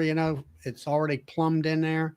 And I used to take a battery, with gator clips and stuff. And I went down here to Tractor Supply and got an in, and we wired it up. And now all I have to do is stick my 40-gallon pump tank into the back end of the truck, turn the marker lights on, and I got power to my pump all day long. But I was thinking, I got to thinking about what's the guy came on from last night, Robert. Yeah, Robert. And he was talking about going out through he can take his Kubota tractor, I think he has, is what he has. out there alongside the bean field? And I says, yeah. I says, all he needs to do is get a 3-point hitch mount with 2 I-beams sticking straight out and make himself a flat wooden panel or wagon, you know, and with a backing towards the back end of the truck, and he could drive that thing right out there, throw them darn supers on there, and turn the tractor around and walk right back out of there. I've seen farmers have that for years and stuff. It's going to be now I got to find neat ways to use the truck, right? I can't just pull up there and load everything in. I might have to get a Hive lifter now. If I beat you to a Hive lifter, Charlie, there's a problem. Just saying. No, not really. No. I was watching Brad's video today, watching him picking up those honey boxes. Yeah, what did you think of that? How that worked? I mean, it's like, you know, you got a big old. I'm thinking about every time that thing's picking that one box up. I'm like, yeah, you know that. And then he's putting it on a pallet and all, and I'm thinking. The one that James has is more like a set of forks or like a front end loader where you can wheel that around. You can kind of come up to the tailgate and sit that box down on the tailgate, and you can stack them. I've done that with mine. I've set them. Actually, I pulled a yard one time and I set them right on my 20-foot trailer. It's a deck over trailer, so it's pretty high, and I would just set them right on the deck with my Hive lifter. Well, see, that's what the guy down in Mississippi, what's his name? Joey. Joey. He's got one like Brad's got, and he had one of them mesh gates, and it's not too low. It had fender wheels, you know, on the sides, but hell, he rolled that thing right up on there, and he had a pallet board there where he wanted to set that first box on there and lowered it right down. He was, you know, kind of getting used to running the machine and all. And I just usually what I do is I'll put 2 stacks of supers in my back of my truck and get them up, let's say 4 high. And then I just kind of shove them in, you know, into the back end of the truck and close the gate. Do they do this where you're at? So all your paperwork. No, I haven't seen that before. Thumb drive. Oh. I've seen that when my son and I bought a truck, or he bought the truck, and then he crashed it. The problem is that thumb drive won't fit in my card reader to read it. So I don't know what the purpose is other than saving paper. 2 cents worth of paper, or, well, you know, they're pretty thick paper when you buy a car, but they've gone to thumb drives or whatever, SD cards. But I find Brad's, it's more like a dolly. And yeah, I mean, it looks to me, it's more easier maneuverability than what James has. And that's where the longer unit wouldn't work for me as it is, the way I have my yard set out. And my out yard runs along a fence. So I wouldn't be able to access those hives along the fence. I actually usually have my hives closer to the fence than I have this year. And even getting my dolly in there to lift and turn around and maneuver is tight, because I don't like to use up too much space when I'm borrowing land like that. So, you know, not to say one's better than the other, but if you're looking at a little bit more cramped quarters, definitely, you know, the 2-wheel unit is more conservative with the amount of space it uses up. But that was one of the things I watched, you know. I mean, as far as lifting and all that, yeah, definitely. It was like, yeah, I could lift 2 mediums up to one deep weight wise, I would think. Well, weight. Well, I always say the machine will lift way more than you ought lift with it. Yeah. Right. I mean, like the Hive's right behind me there, and I got those are those are supers on top, like that yellow in there where it's yellow, purple, yellow. Yeah. The two purples and the yellow on top are honey supers. So there's 3 mediums right there. I could lift all 3 of them at one time if I needed I had to. a hive. I don't remember if I videoed it. Well, I should have. It was so tall. It was, I forget how many boxes, but it was 4, 5, 6, 7. 5. Didn't you say it was 5 boxes or something? Oh no, there was at least 7 supers over the brood chamber. 7. And- 7. I can't, like, I don't want to lift too many, but I can't lift that high. So I went as high as I could lift, and I was still lifting 4 full deeps on the thing. So lifting 4 deeps off of a stack when the the bottom of that bottom deep is 6 feet off the ground. That's tell you got to mind to get all that weight up there. Well, now when you're running that Exactly. machine, the one thing I did see, like with Boris, he had a long flat bar, so he popped the bottom box, loosened it up, and he jacked it up a little bit, and he kind of slid those bars in, I guess, so it wouldn't blew itself back down or something like that. I'm not sure. I can't remember how the video worked. Oh, I see. But I don't yours remember. just, you kind of put the pressure on it and then just pry, and then it pops, doesn't it? Yeah. I have to, like, it's a stretch because I have to run the switch and pry with my hive tool at the same time. I have to give a little bit of juice and then pry it, just to take some weight off it and make it pop up. Yeah. But I don't think That's where I would like to go to either Hive. unit. I don't think you'd hate it. And Yeah, you but see, that's the thing. for I what wish it is. Boris would come down there to the damn convention or someplace like that where you have both machines and sit there and I could try them, That's never going to happen. Yeah. Well, I shouldn't speak for him. Maybe he will. Well, I think he's not really trying to push his product that much, is he? I think he's kind of like me in the wood shop. He's selling all the product that he can sell. Can so, he get it done? Yeah. he doesn't need a big sales force. If you don't buy it, somebody else will, kind of thing. It's a good product, and like I say, I don't think you'll hate it. But I will say that I'll try to do a video for you when I go to my buddy's place, because he bought the new model that Boris is building, and it's made out of aluminum, so it'll be lighter. And I know there's a lot of changes. I don't think it's quite as big though, so I have to figure out like how high will it lift and all that kind of stuff.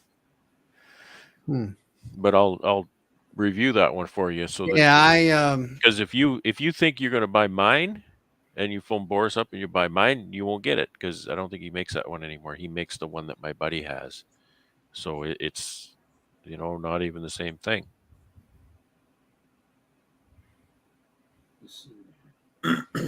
But there's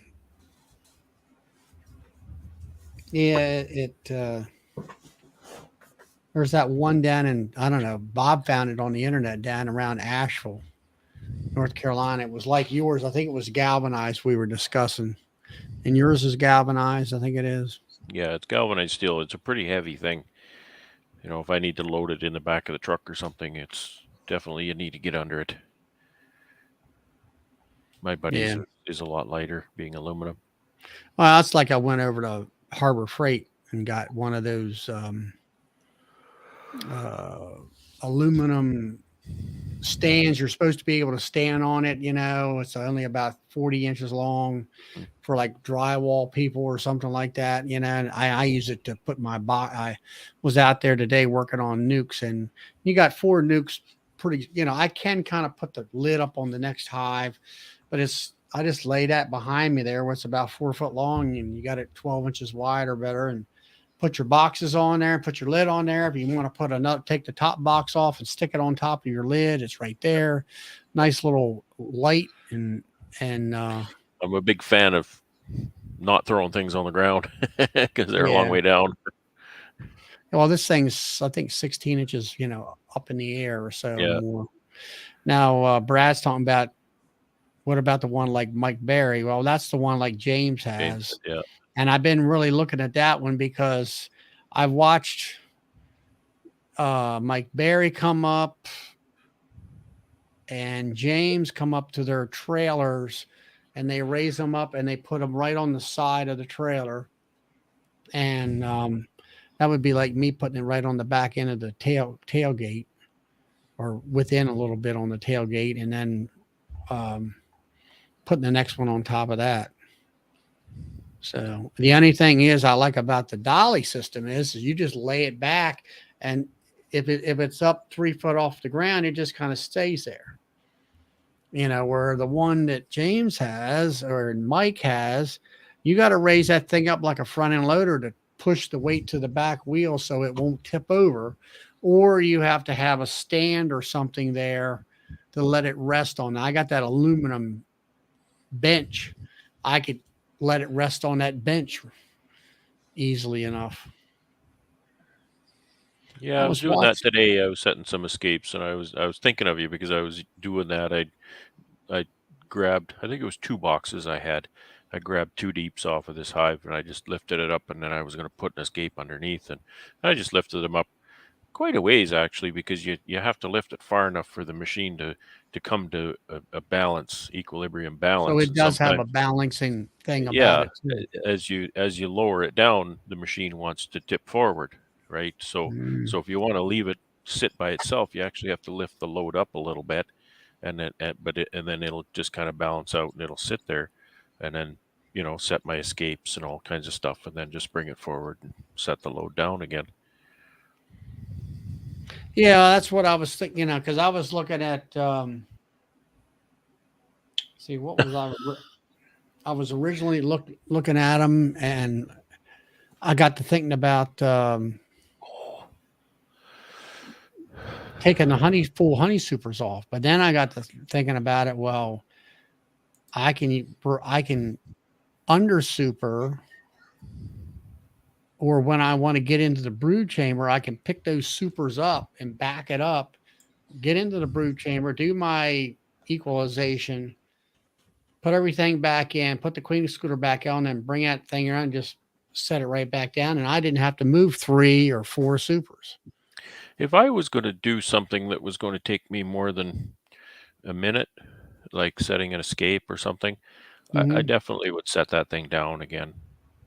Like using my machine, I would have a box on the ground, and then I would set those supers on the box, because it could fall over. Well, or you back up and you hit the thing, and then it doesn't. It's not rock solid sitting there by itself. I'll be back. And when you got a lot of weight on it there, something goes wrong.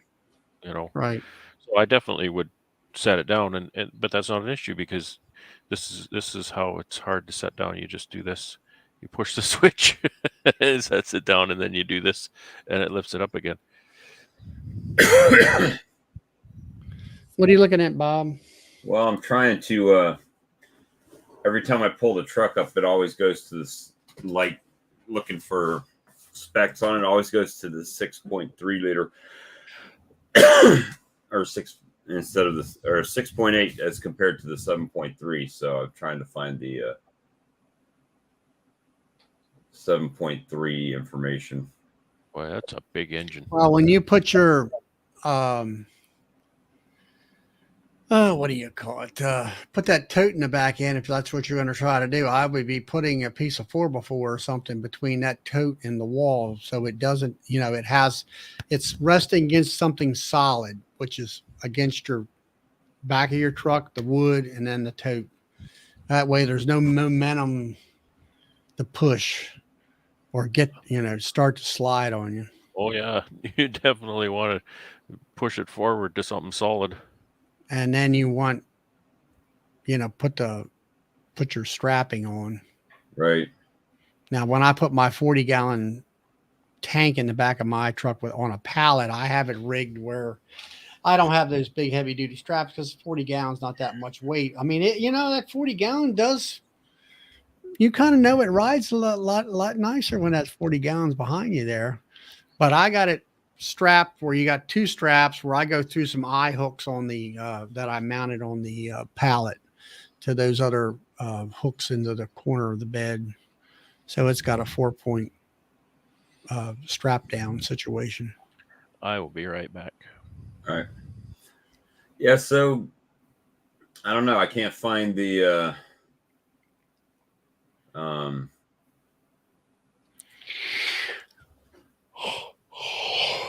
I can't find the information right now, but I'll find it.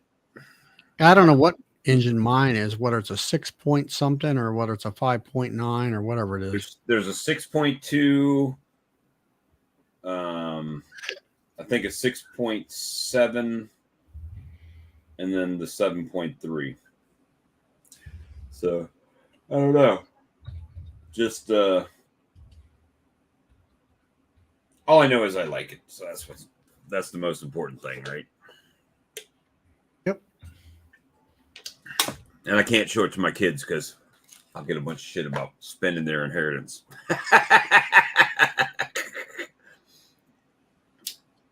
But so today was record high temperature here. I saw on my gauge 103 today.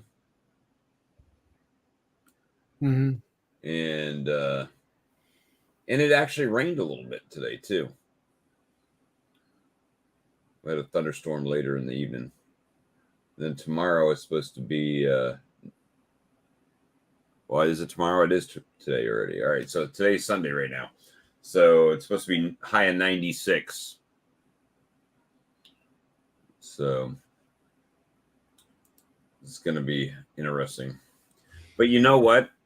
When I justified the payment and I was sitting there, I was like, well, yeah, but I spent $700. I gave away $700 this month, you know, to the 4-H and to. You gave about $1,000 away. You gave me $100. Oh yeah, I forgot about it. No, I gave you $200 for the 4-Hers. Well, that was well. There's 6, 7, 8, 9. There's $900 right there. See, truck payment right there. There you go. Could have. Cages today at 107 today.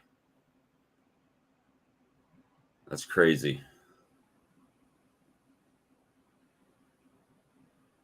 Donnie said he hit 72 degrees today. It's coming. Mm-hmm. Take a little bit of time, but it's coming. Yeah, it says 6.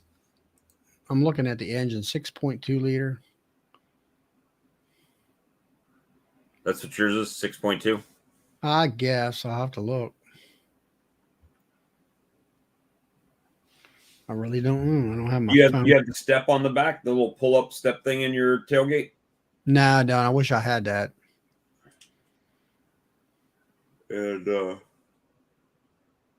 so yeah, I mean, it was a little bit of things, you know. I figured, well, hell, it makes it easier for me to hop in and load buckets if I'm loading buckets or whatever, you know. So it is a that's higher than Florida. Frank, you back home yet? Are you still on vacation?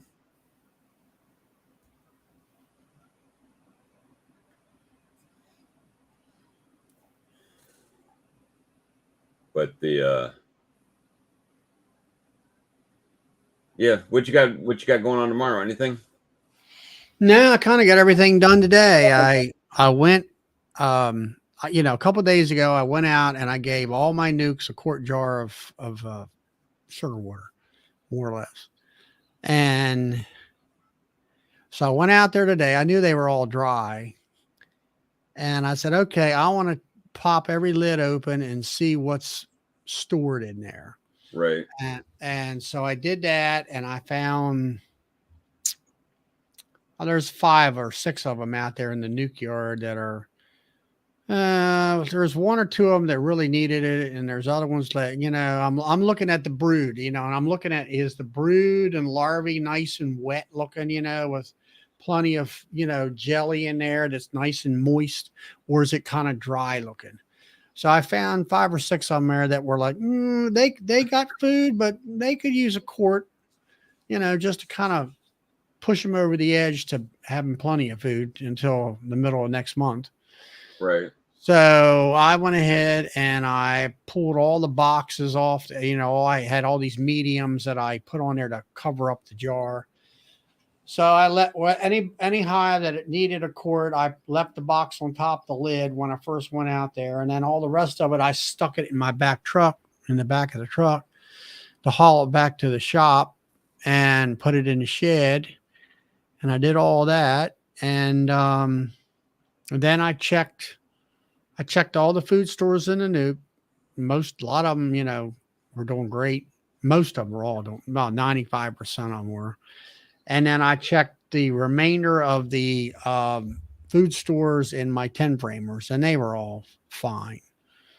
And I checked that darn one hive, and I found a damn virgin in there. At least I think she's about a half virgin. She's not laying very well. I said, okay. So I came back in after putting everything away, and I made up some juice jars for those hives that needed it. And I said, I'll give that 10 framer a juice jar to see whether maybe that'll spur that young queen up and start laying some. Right. So I went out there about 7:30, 7:45, but right before dusk. And I put the boxes back, the cover up boxes, and put the juice jar on and put the cover on, and I'm done, And there was like one of the nukes that were the queen, one of them younger queens I was raising. They drink it down like crazy. I'm like, well, they got several quarts in there, and I'm like, you don't need to. What would you say? Flood them with stuff so she has a place to lay. So that's what I did.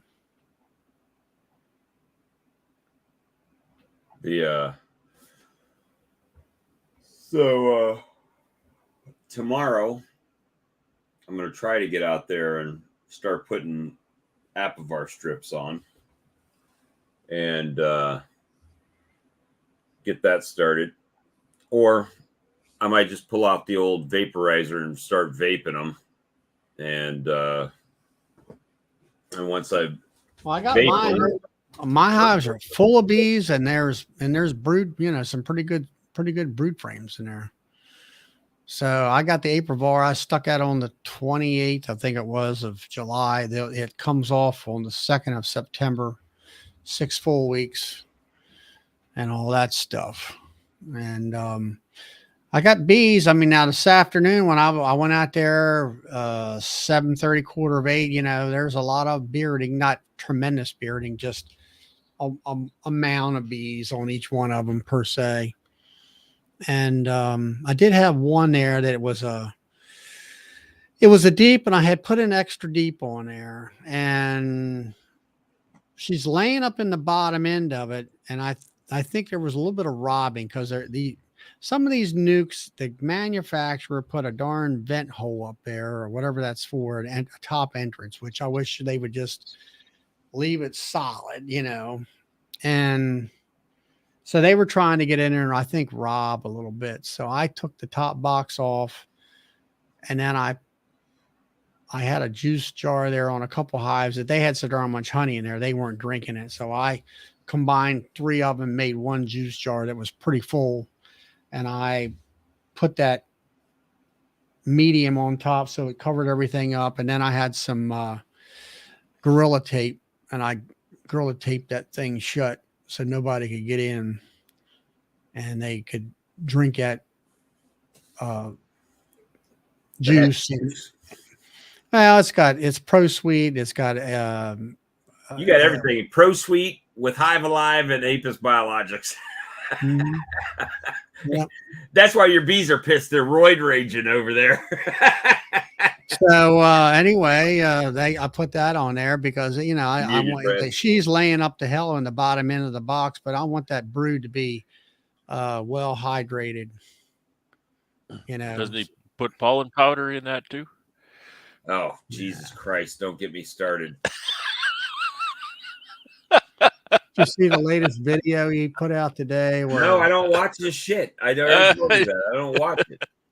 He had that, and I he had a single deep, and it it was bees all the way around, and they were washboarding. And is your bees going to swarm?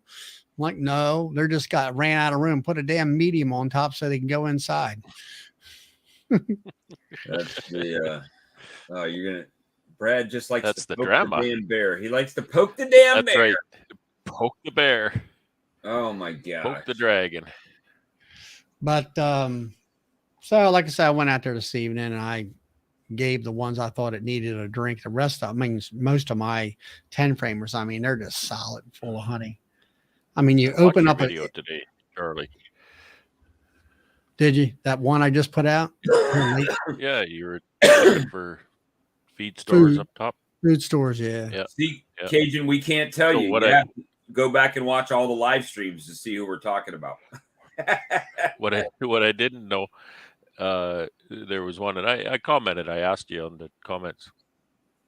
Nobody has commented. Speaking of which, and you did see. What's that? Didn't see what? Nobody's noticed anything about. Yeah, you shaved. I shaved yesterday. I figured everybody was going to be commenting on the truck video or this video. We've been going an hour and 48 minutes. Nobody said shit about me not having a beard. So anyway, Brad, what was your question? No, anyway, I was just wondering because you're checking, you checked a few, and then you're seeing brood, and whatnot, and then you check this one, and you're seeing some feed and some empty frames and no brood and everything, and I'm kind of thinking, so not concerned that there's no brood? How did that go? I don't know. I didn't dig down deep. I didn't go down in there deep to. The only thing I noticed with that one hive is I did have the amount of bees are not there quite as much as the rest of them are. Mm-hmm. So, and then the other thought of it is, for me, I was thinking about it today. It's like, all right, what am I going to do about it? Nothing. Yeah. I can't do anything about it. And I don't want to jeopardize a good queen and a small hive right now. If let's say it doesn't have a queen in there, it's like, well, why go through all that, rigmarole? Just wait till springtime and just drop a whole brand new nuke in, and everybody's related and everybody's happy. You can always shake them out and they'll join forces with it. That's one of my favorite ways of combining. Just shake them out. Shake the ones in the box out on the ground. And yeah, if they're queenless or something and you don't want to combine or something, just shake them out. Shake them out in front of the other hives or whatever. Well, that was another thing. I was watching you with your nukes and your, I guess it would be your virgins in the cages. So I thought you just took your virgins like right out of the incubator and just let them walk on in. I do. Was that a recent video you watched? Yeah, here a couple of days. They weren't virgins. One of the, they weren't virgins. Oh, okay. What I was doing was You said one of them had some candy and you had put a piece of wax in there or something. Because I don't do candy release very often, and they weren't virgins. Those were mated queens. Those were my round 9 well, mated if you need queens. some, I got 26 of them over here. I can send to you. I got a whole bag of those things. That's the graph Carrie did for me. They're really nice queens, and it was the zombies. I took the queens out of the zombies, caged them up, gave them to my buddy, and then I took the round 9 queens, which were mated and they were laying well, but they were in very, very weak nukes. So I decided I'll just cage those up, put them in the zombie hives, and then, they're in a nice strong hive. And now the zombie hive has a nice queen instead of a zombie queen. Yeah, Brad wants to know why I knocked my inner cover on the front of the hive. Well, actually, what I'm trying to do is knock the bees underneath that thing into the hive, but they seem to. I see them in my videos where they kind of pop off the front end. I'm like, oh well, but sometimes I don't even knock them off. Just let them sit there, rested up on the side of the hive, and let it go down. But now I thought about that today, and I'm like, I was looking in there, the same ones, and I'm like, okay. And, but I said, they were, I won't say they were robbing too much today, but, I just didn't feel like digging down in there. Well, I know what you mean. Like these decide these big guys, these honey producers, now that I'm getting down into the thing and I can see the brood chamber, there's 4 or 5 of them that have no queen. And, I kind of thought about that a while, and then I got my mentor involved and I said, so, this is a situation, and I got all these beautiful new queens on the edge of the apiary here. And we both kind of came to the same conclusion. Why would you risk that queen who's quite happy in that beautiful little nuke That's what I'm trying saying. to requeen something that the honey flow is over, right? They're not going to do me any good at all. So once that last box of honey is Well, gone, that's like I went they get out there to shaken out that. in the yard. Yeah, that And one out there put the that's equipment got a away. virgin. I seen her in there today. I said, well, let's see if she started laying. It's been 3 weeks. I don't think she's pretty good size. I won't. She's like a true, fresh version, but she's gotten plumper, but she ain't laying any. And I'm like, well, maybe she needs a little more feed coming in order to stimulate her, or she never got mated and said to hell with it. She's no damn good, Charlie. You know what? That's what I I go through figured. the same thing. So I put a jar on it this evening at 7:45. And I'm like, okay, we'll see what happens here. And and if it don't do nothing, I'm writing it off. Yeah. That's why I got those insurance hives around the corner. Yeah. Yeah. And all that. So But you're not using them as insurance then, if that's the There'll case. be If insurance it's comes- insurance, if the replacement, it comes the next spring. It doesn't come now. spring. Yeah. So Or getting at is you could take those and you could try to combine them, and then they'll have a big ass fight, and you'll lose a nice queen and all them bees. Mm-hmm. Or like Brad says, I'll let the damn bees die, and then over the winter time, and then I'll just drop that nuke right in there, and they're all related, and everybody's happy. Yeah, because that nuke has probably the same or even better chance of wintering than that, a healthy large colony. So there's no point. There's no point at all risking that queen, trying to requeen something or combine or whatever. Like, just cut your losses. Well, I got shake those that like thing the out. last couple of videos back. I had those 4 out of the 5. Well, now we're down to 3 because there's one in there that the queen took a hike or they killed her, and they didn't like her because I seen some super procedure cells in there, and I'm like, okay, let's see what happens here. Well, I seen one a couple of days ago where it opened up, so they must have hatched one. But I'm thinking to myself, there's hardly any drones out. Whether or not you even get it mated. well, the big beauty is you don't need as many drones if you've only got a couple of queens you're trying to mate, right? So This is only 1, maybe 2. yeah, so you probably got enough between your colonies. I don't know. It is what it is. That's all. You get to that point where it's like, it is what it is. Don't It's get surprising how many drones are out there without even trying. There's a lot of drones. But my main thing was I was just taking a survey of, like today, I went back through all of them except for the ones I did on that video. Mark says lock her in a box with some drones. Yeah. Well, I didn't really have to see a whole lot of drones in any of the hives. So, I just, there's 98% of all my hives, the populations are just booming. And, I catch I see eggs, I see all 3 stages of larvae. That's just good enough for me. Back it in, I'm done. And, the bees are everywhere. And I had a couple of those nukes that are trying to build up for the fall, the winter, which is not too far away. And I'm feeding them just to push them. And other than that, everything else is good as far as I'm concerned. And then I did use some Apis Biologic here, that one that I've won from Johnny on one of those giveaway programs. Right. And this when I opened it up, it's yellow looking, which it's nice and fresh looking. Where my old stuff was a year old, did have a brownish. But it wasn't brown, like brown sugar brown, like that dark brown sugar. It didn't look like that, right? I guess not. I mean, it was sort of brown. Yeah, Brownish. you would know. You would be able to tell.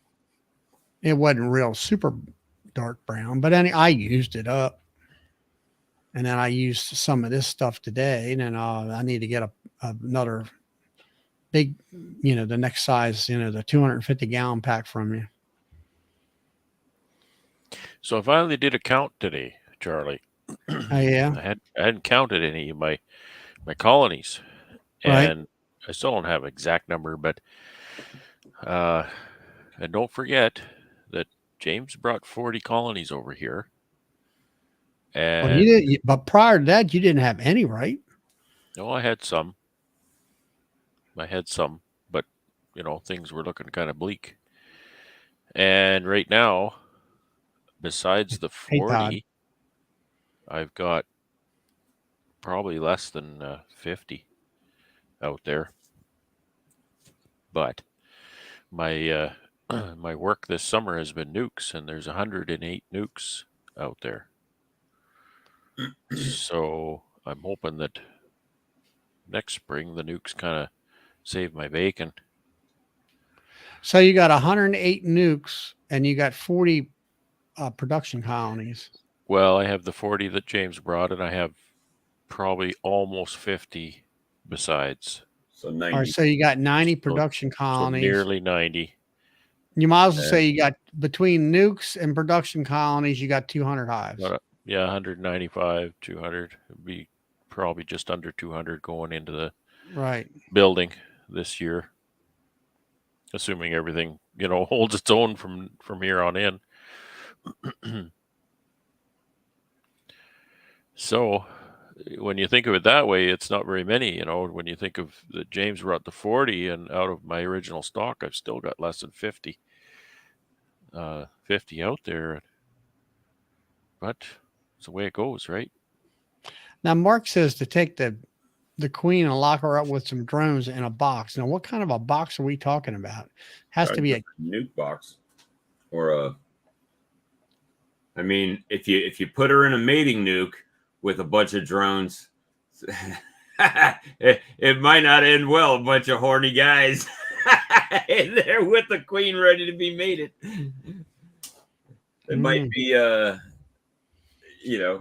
might get her 40 virgins early. Oh, so he says open it up 3 days later, and they will be right behind her. So lock her up in a box for 3 days, and then she'll take off on a mating flight, and those drones will be on her tail, as it were, before she even gets out of the in the air again. Well, no, they mate on the wing. They don't mate in the hive. So I guess that sounds like what he's saying.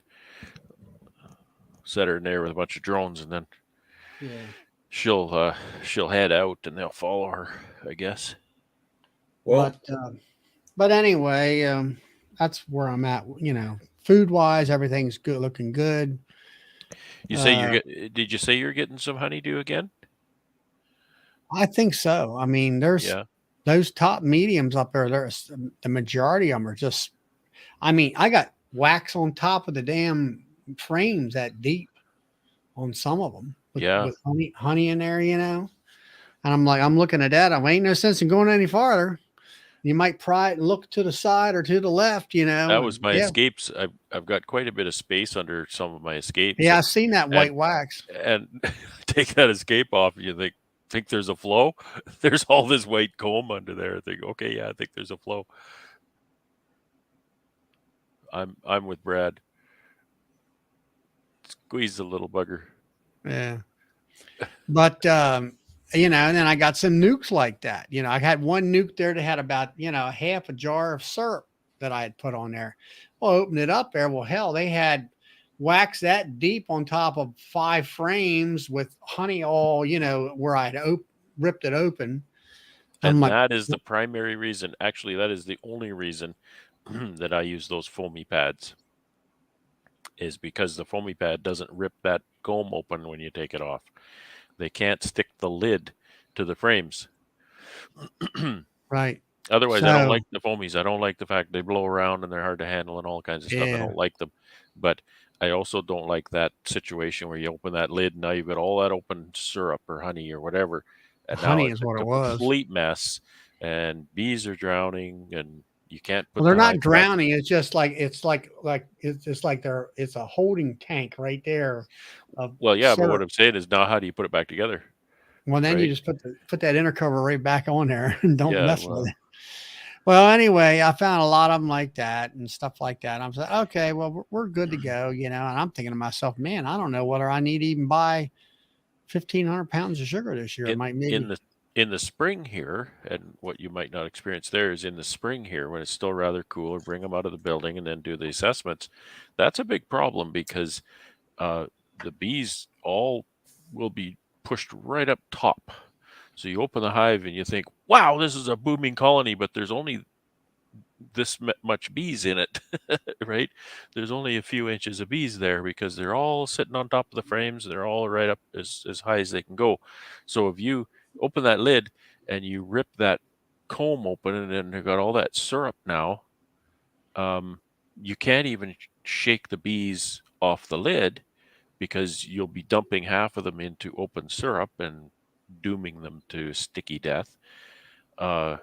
So and all of the bees are right up there, so it's just packed with bees, and now you've got a bunch of open syrup, and so that's why I use Swami's. Otherwise, I don't like them. Yeah. Yeah. Mark says she's not made it and introduced the drones to her. Well, I haven't really, you used to see drones everywhere. Now you don't see drones hardly anywhere. Do it Corey Stevens style. What's that? Well, he's a matchmaker. Aye. Oh, Get out the instruments. I don't have stuff like that. Well, hey, we've been going for 2 hours and it's 12:43, so I'm gonna go ahead and shut down the live. And I actually had promised my wife I was going to watch a movie with her tonight. You see how that worked out? So probably in trouble for that, but You're in anyway, now. It's all good. It's all good. All right, guys, we'll stop the live stream now. I appreciate it. Thanks, Mark. See you, Brad, Todd.